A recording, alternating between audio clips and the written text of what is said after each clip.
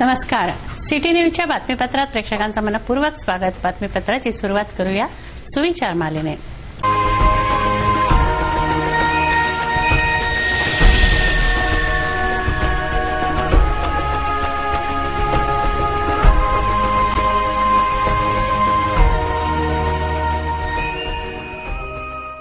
बातमीपत्रात वेळ झाली एका विश्रांतीची. विश्रांतीनंतर पुन्हा भेटू. पहा फक्त सिटी न्यूज.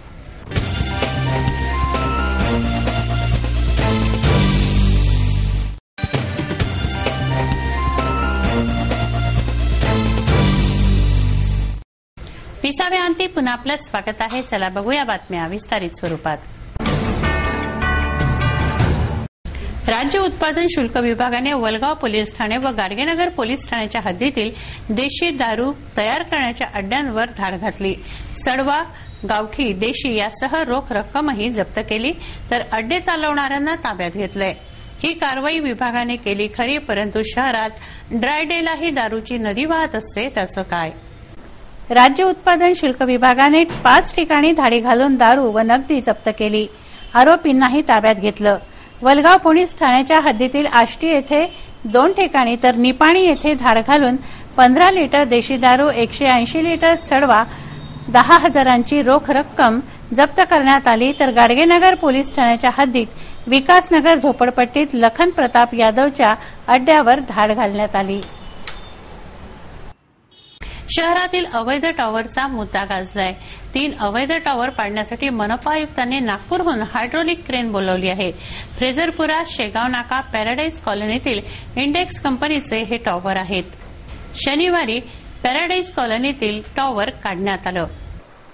मनपा आयुक्तांच्या आदेशान्वये पॅराडाईज कॉलनीतील अवैध मोबाईल टॉवर हटवण्यात आलं. इंडेक्स कंपनीचं हे टॉवर पाडण्यात आलं.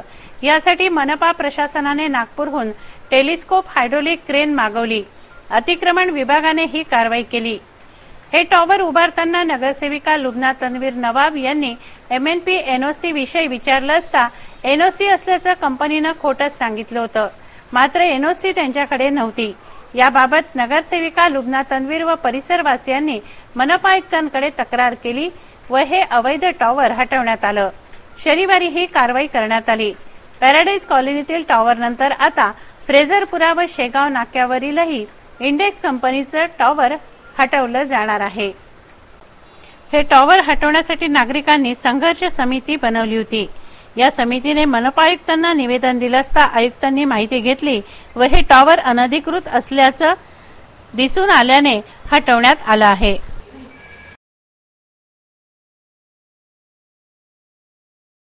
गेल्या 13 दिवसांपासून विदर्भात सुरू असलेल्या गिट्टी क्रशर व खदान यांच्या हरताळाचे पडसाद संपूर्ण महाराष्ट्रात उमटण्याची शक्यता आहे.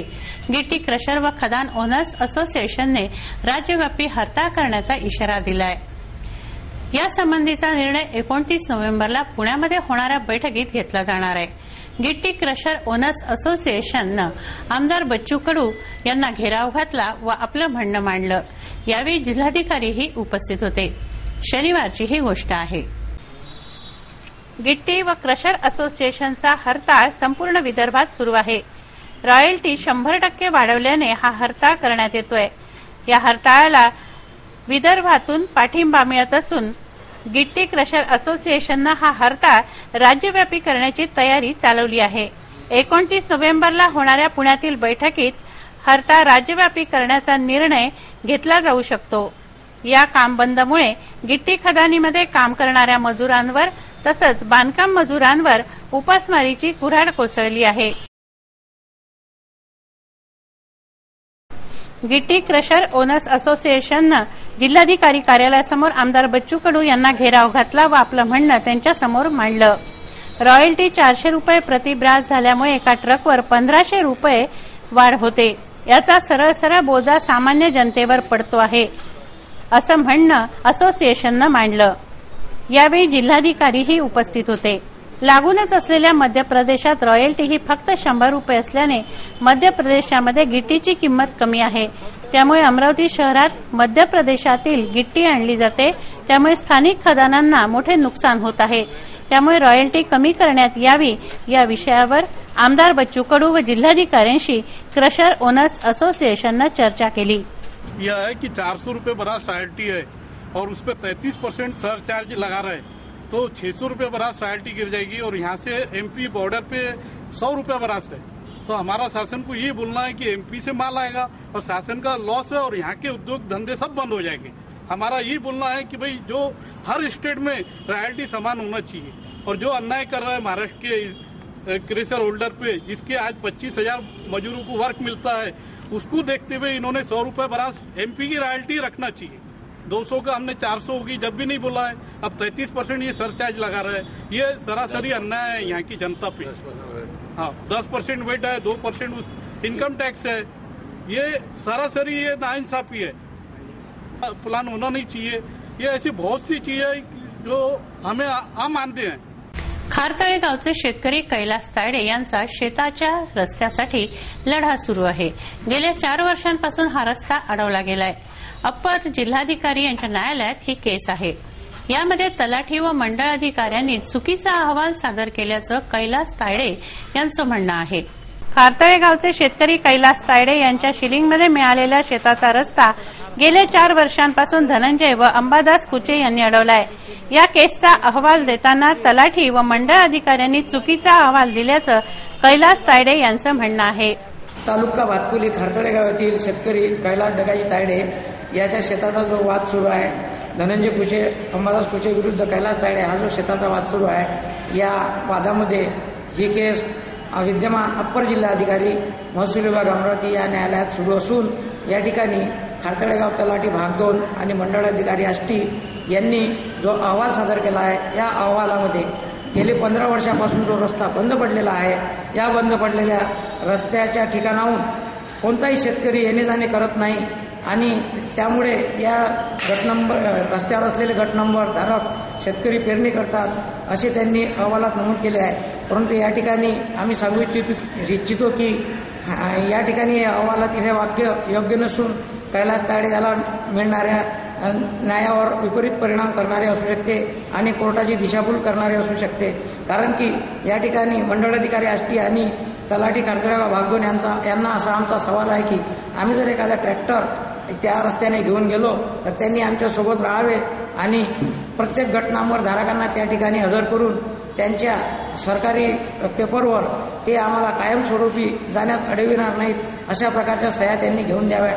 असे जर ते करण्यास समर्थ असतील तरच त्यांनी लिहिलेले हे वाक्य अगदी 100% बरोबर आहे, अन्यथा हे वाक्य चुकीचे असून याचे कैलास तायडेवर फार मोठे विपरीत परिणाम होऊ शकतात आणि त्याला मिळत असलेल्या योग्य न्यायातून तो वंचित राहून पुन्हा एकदा त्याला आत्महत्या करण्यास मजबूर व्हावे लागेल आणि त्याच्या कुटुंबाला पुन्हा एकदा उपासमार भोगावे लागेल की काय अशी भीती निर्माण झाली आहे। त्यामुळे या ठिकाणी माननीय शासनास तसे विद्यमान कोर्टास आमची नम्र विनंती आहे की आपण या ठिकाणी योग्य त्या परिस्थितीचा आढावा घेऊन 15 वर्षापासून तो रस्ता बंदच आहे, त्या ठिकाणून कोणीच जात नाही आणि धनंजय कुचे आणि अंबादास कुचे म्हणतात की आपण त्या विहिरीपर्यंत जाऊन त्या विहिरीकडून उलट दिशेने म्हणजे उत्तरेकडून दक्षिणेकडे पुन्हा वापस यावे आणि त्या रस्त्याने शेती करावी।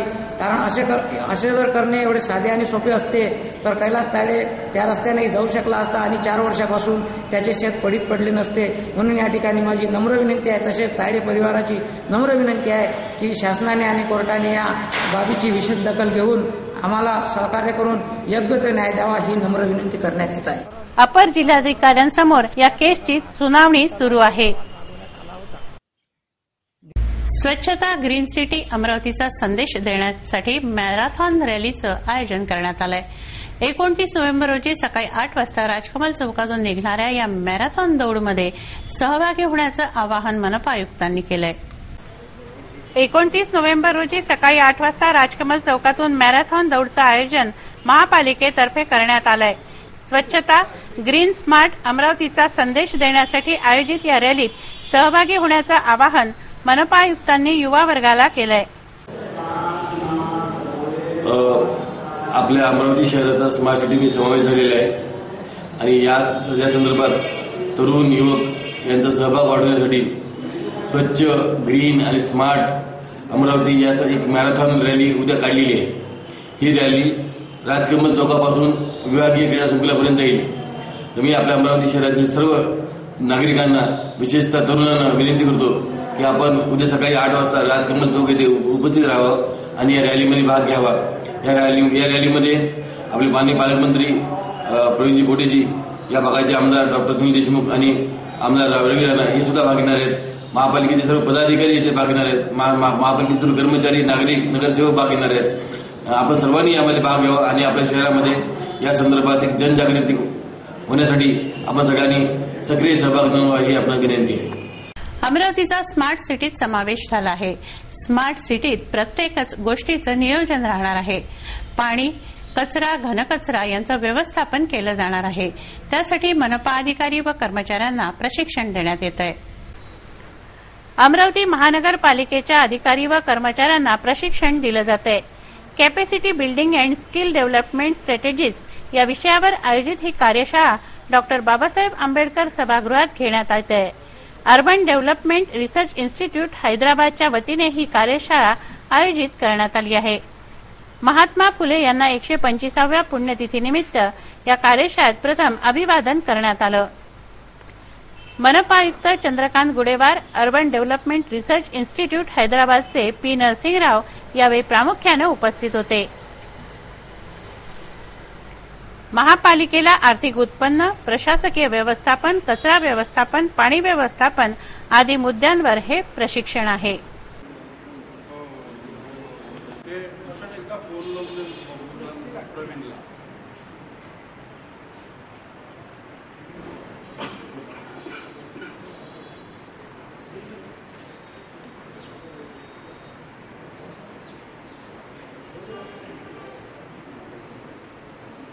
राज्यस्तरीय हौशी नाट्य स्पर्धांची प्राथमिक फेरी अमरावतीत सुरू आहे। 55व्या राज्यस्तरीय नाट्य स्पर्धेत 27 नोव्हेंबर रोजी नायक या नाटकाचं सादरीकरण झालं। पेशन्स, संयम या विषयावर आधारित नाटकाला प्रेक्षकांनी उत्स्फूर्त प्रतिसाद दिला। संगीत सूर्य केशवराव भोसले सभागृहात 55वी राज्यस्तरीय हौशी नाट्य स्पर्धा सुरू आहे। राज्य नाट्य स्पर्धेच्या या प्राथमिक फेरीत नायक हे 2 अंकी नाटक सादर झालं। गणेश वानखडे लिखित व दिग्दर्शित हे नाटक संयम या विषयावर आधारित होतं। मनावर संयम असेल तर काहीही अशक्य नाही असा संदेश खास करून युवा पिढीसाठी होता। प्रेक्षकांनी नाटकाला उत्स्फूर्त प्रतिसाद दिला।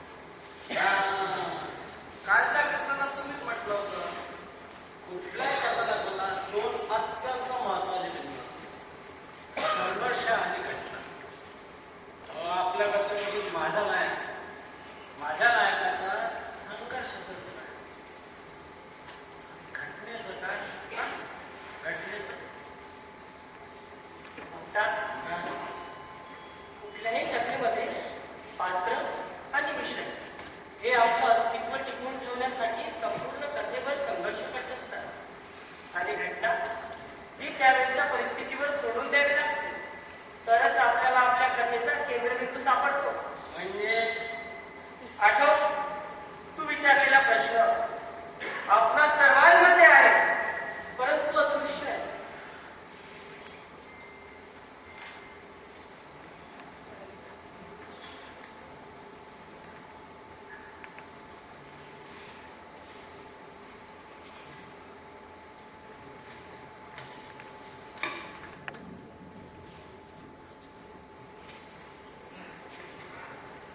अबे और कोई बचाओ तो भेज जल्दी।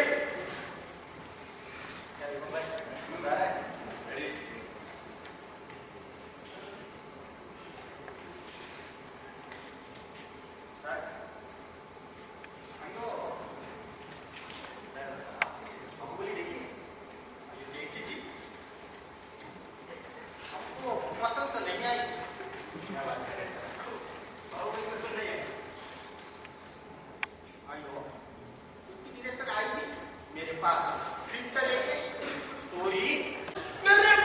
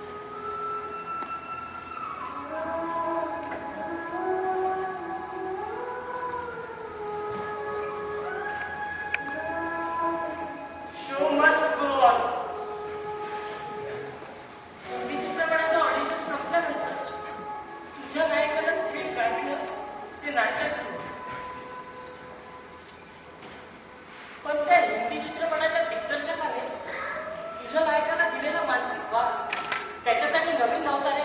त्या सेक्टरच्या निर्मात्यांच्या ऐका का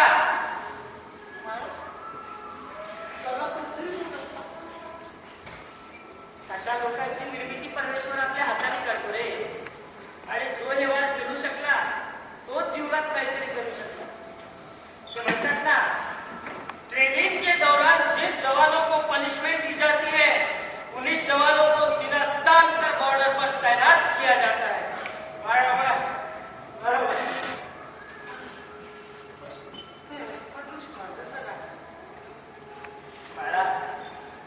अरे अजूनही या जगात प्रामाणिक परीक्षक आहे बरं का.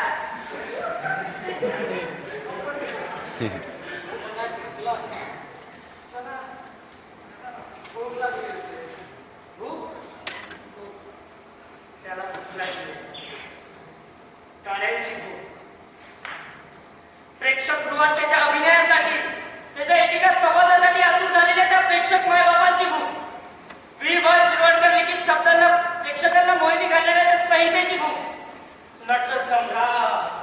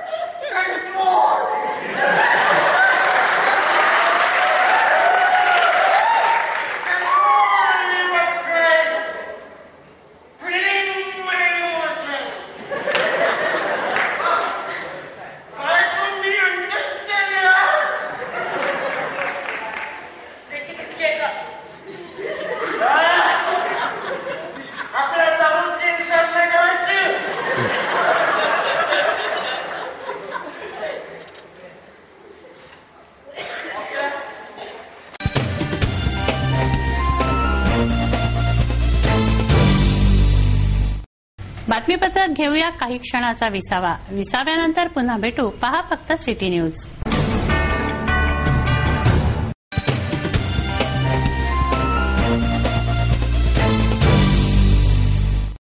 विसाव्याअंती पुन्हा आपलं स्वागत आहे. वळूया उर्वरित घडामोडींकडे. न्यायालय व जिल्हाधिकारी कार्यालयासमोरील जलवाहिनी फुटलेली आहे. हजारो लिटर पिण्याचं पाणी येथून वाया जातंय. अक्षरशः पाण्याचे कारंजे उडते आहे, परंतु याची दखल अद्याप घेतली गेलेली नाही. परवा नवाथे अंडरपास नजीकची जलवाहिनी फुटून पिण्याचं पाणी वाया जात होतं. अशा प्रकारे मोठ्या प्रमाणावर पाण्याचा अपव्यय होतोय.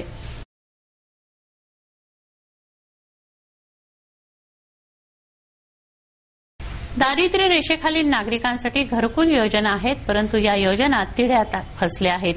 अनेक लाभार्थी आजही घरकुलापासून वंचित आहेत. जे पात्र आहेत, काहींना दुसऱ्या टप्प्यातील निधीची प्रतीक्षा आहे, तर काहींच्या आशाळभूत नजरा घरकुलांकडे लागल्या आहेत. शहरात अनेक झोपडपट्ट्या वसल्या आहेत, तर काही असे आहेत की ज्यांच्या डोक्यावर झोपडीचंही छत नाही. त्यांचे संसार उघड्यावर आहेत. अशा लोकांसाठी शासनाच्या घरकुल योजना आहेत, परंतु भोंगळ कारभाराने आजही अनेक लाभार्थी घरकुलापासून वंचित आहेत. काही धारकांजवळ बीपीएल कार्ड आहे, परंतु प्रमाणपत्र नाही, म्हणून त्यांचं घरकुल रखडलंय. तर अनेकांना दुसऱ्या टप्प्यातील निधीची प्रतीक्षा आहे. थंडीच्या दिवसात कुडकुडत रात्र काढणाऱ्यांना घरकुलाची प्रतीक्षा आहे. त्यांच्या आशाभूत नजरा दुसऱ्यांची घरकुलं निरखत कुणी घर देता का हो घर विचारत आहेत. बीपीएलचं कार्ड आहे 2 रुपये किलो आलं. अच्छा, तुमच्याकडे म्हणजे ते दारिद्र्य रेषाचा कागद नाही तर तुम्हाला नाही भेटत. त्रास म्हणजे माझे घर पडून राहिलं ना, सर्व माझ्या आजूबाजूनं सगळ्याला लाभ भेटला. अच्छा. एकही घर बाकी राहिलेलं नाहीये. हो का? हो. अच्छा अच्छा अच्छा. सिद्धक्षेत्र मुक्तागिरी येथे कार्तिक पौर्णिमेनिमित्त वार्षिक शोभायात्रा काढण्यात आली. या रथयात्रेत आदिनाथ भगवान रथारूढ होते. भजन, लेझिम पथक अशी वाजत गाजत ही रथयात्रा निघाली. बालयोगी मुनिश्री 108 सुवीर सागरजी महाराजांच्या सान्निध्यात हा कार्यक्रम झाला. कार्तिकी पौर्णिमेनिमित्त मुक्तागिरी येथे शोभायात्रा काढण्यात आली. या प्रसंगी भगवान आदिनाथ यांची प्रतिमा रथात विराजमान करण्याचं सौभाग्य अभिनंदन पेंढारी यांना प्राप्त झालं. इंद्राची बोली घेऊन केशरी वस्त्र परिधान करून श्री आदिनाथ भगवान यांना माथ्यावर घेऊन अभिनंदन पेंढारी यांनी देवाला रथात विराजमान केलं. बालयोगी ज्योतिपुंज मुनिश्री 108 सुवीर सागरजी महाराजांच्या सान्निध्यात पूजा अर्चना झाली. शिवाय महाराजांचा 11वा दीक्षा दिवस साजरा करण्यात आला. महाआरती करण्यात आली. मोठ्या संख्येनं समाज बांधव या कार्यक्रमात सहभागी झाले.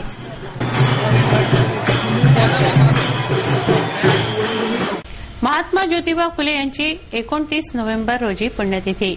महात्मा फुलेंना 125व्या पुण्यतिथीनिमित्त अभिवादन करण्यात आलं, तर कार्यक्रमही आयोजित करण्यात आले.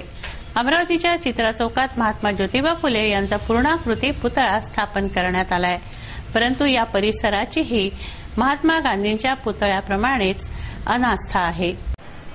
शनिवारी महात्मा ज्योतिबा फुले यांना पुण्यतिथीनिमित्त अभिवादन करून श्रद्धांजली वाहण्यात आली. या कार्यक्रमाला सुद्धा सर्व हजर राहावे. त्याचप्रमाणे समाजात ऋणानुबंध लोकार्पण सोहळा 3 जानेवारी 16ला सकाळी 10 वाजता सांस्कृतिक भवनमध्ये जे आयोजित केलेलं आहे, या कार्यक्रमाला सुद्धा आपली उपस्थिती प्रार्थनीय आहे. आणि आज आपण या प्रतिमेला अभिवादनाचा कार्यक्रम करतो आहोत. या निमित्त एक व्याख्यानमालेचा कार्यक्रम सावता ग्राम मंडळ रामनगर येथे सायंकाळी 7:30 या मागणीला आपण भेटून धरूया. राजापेठच्या उड्डाण पुलाला महात्मा ज्योतिबा फुले यांचं नाव देण्यात यावं. गर्ल्स हायस्कूलला सावित्रीबाई फुले नगर. चित्रा चौकात महात्मा फुलेंचा पूर्णाकृती पुतळा स्थापन करण्यात आला आहे. या चौकाला आझाद चौक नंतर चित्रा चौक असं नाव पडलंय. या चौकाला महात्मा फुलेंचं नाव देण्याची मागणी होती आहे. गव्हर्नमेंट गर्ल्स हायस्कूल, ज्याला गव्हर्नमेंट गर्ल्स हायस्कूल जिल्हा परिषद मध्ये म्हटलं जातं, त्याचं नामांकन सावित्रीबाई फुले यासाठी सुद्धा आपण लढा द्यावा. आणि डब्ल्यू हॉस्पिटल, ज्याला जिल्हा स्त्री सामान्य रुग्णालय म्हणतात, आणि जिल्हा सामान्य रुग्णालय याला महात्मा ज्योतिराव फुले आणि जिल्हा स्त्री रुग्णालय यांना सावित्रीबाई फुले असं नामांकन व्हावं, या सुद्धा साठी लढा द्यावा अशी या प्रसंगी आपल्या सर्वांना विनंती करतो. चित्रा चौकात महाराष्ट्राचे मुख्यमंत्री शंकरराव चव्हाण यांच्या हस्ते या पुतळ्याची स्थापना झालेली आहे, तर 2013 मध्ये नूतनीकरण झालंय. लाखो रुपयांच्या निधीतून झालेल्या नूतनीकरणाची ऐशी झाली आहे. ग्रिल दरवाजे तोडले गेले, तर पुतळ्याच्या ओट्यावर मोकाट जनावरं आराम करतात. तेव्हा थोर पुरुषांच्या पुतळ्यांच्या परिसराची निगा राखणं संबंधित विभागाचं कर्तव्य आहे. काही लोक म्हणजे इथे घुमतात, कुत्रे बसतात, म्हणून याचं सौंदर्यीकरण पण चांगल्या पद्धतीने व्हावं. आणि या जाळीला म्हणजे कुत्रे वगैरे जाऊ नये म्हणून याला पण आतून असं सगळं जाळी लावली पाहिजे आणि त्याचं चांगल्या पद्धतीने सौंदर्यीकरण झालं पाहिजे. आणि सगळ्या लोकांचं कर्तव्य आहे, भारतीय नागरिकांचं, इथे घाण झाली नाही पाहिजे, कुत्रे बसले नाही पाहिजे, याच्या फरशा कोणी नेल्या नाही पाहिजे. एक नजर बातमीपत्रातील अन्य महत्वाच्या घटनांवर. वेळ झाली आहे आपली रजा घेण्याची. आपणास काही माहिती द्यायची वा काही सुचवायचे असेल तर आमच्याशी थेट संपर्क करा. आमचा पत्ता सिटी न्यूज कार्यालय, मातोश्री आर्केड, सहकार भुवन समोर, मोर्शी रोड, अमरावती. आमचा फोन नंबर आहे 3298-161 आणि वेबसाईट आहे www.citynews.net.in. अचूक सडेतोड आणि निर्भीड बातम्यांसाठी बघत रहा अमरावतीचा नंबर 1 चॅनेल, फक्त सिटी न्यूज. बातमी आमची, विश्वास तुमचा.